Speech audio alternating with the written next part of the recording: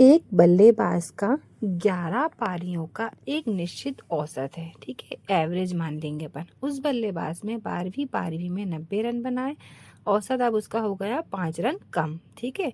तदनुसार 12 पारियों के बाद बल्लेबाज का औसत कितना होगा, यहाँ आपको ये बताना है। ये इस तरीके के क्वेश्चन आपको एसएससी के एग्जाम्स में ज़रूर देखने को मिलेंगे, ठीक है। 11 पारियों का औसत जो है 1 मिनट के लिए अपन मान लेते हैं कि x है ना।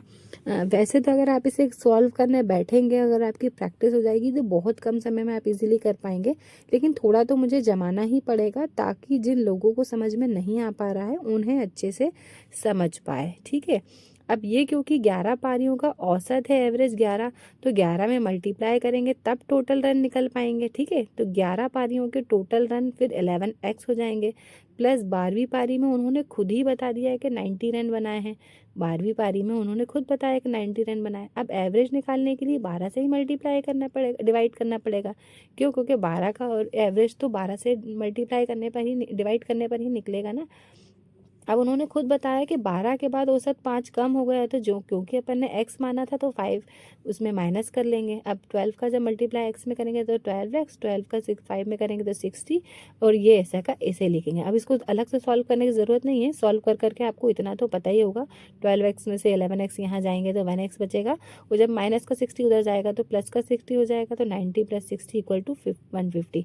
अब इतना तो पता चल गया कि ये जो है 11 पारियों का औसत है, क्योंकि 11 पारियों का औसत ही अपन ने x माना था, तो इसका मतलब ये जो 150 है वे 11 पारियों का औसत है।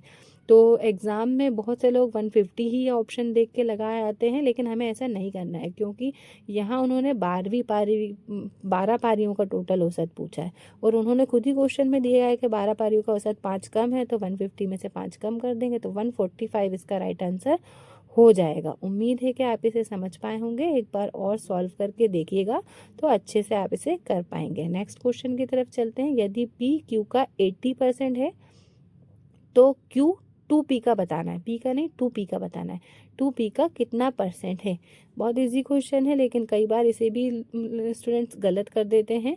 देखिए p q का 80% है, तो सबसे पहले तो q तो 100% होगा, जब भी p उसका 80% है, तो p 80% है। एज पर क्वेश्चन हमने लिख लिया कि 80%। अब हमें कितना बताना है कि 2p का कितना परसेंट है क्यों, तो 2p तो 80 इंटू 160 हो जाएगा।